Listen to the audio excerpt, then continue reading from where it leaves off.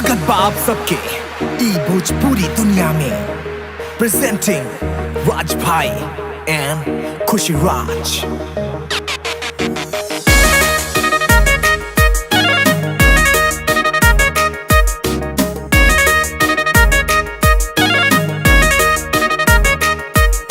सब रहो विवाद में हम चलबो अपना राह में।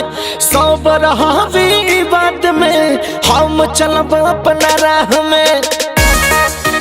ए बाबू सुन ल का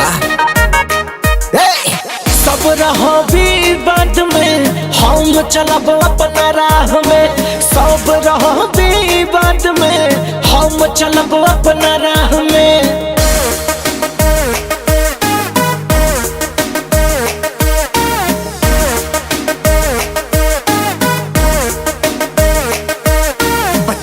बचावा भोजपुरी बचावा, गंदा गाए वालन के आग लगावा।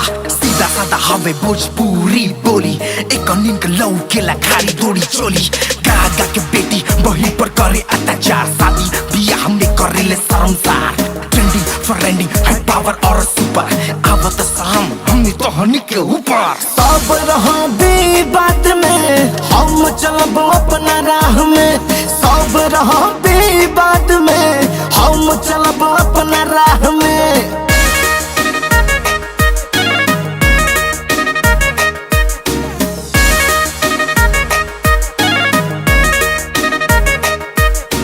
कलाकार के नहीं होला कौनो जात, लेकिन इहे बात आज कइले बघात। हर गाना में आज बाटे जातिवाद, इहे भोजपुरी में आवता सवाल।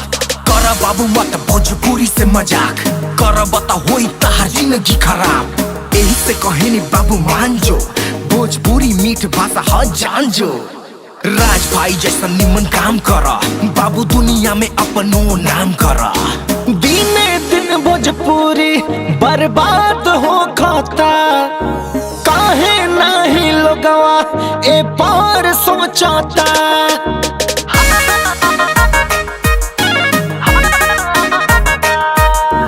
दिने दिन भोजपुरी बर्बाद हो खाता, काहे नहीं लोगवा ए बार सोचता।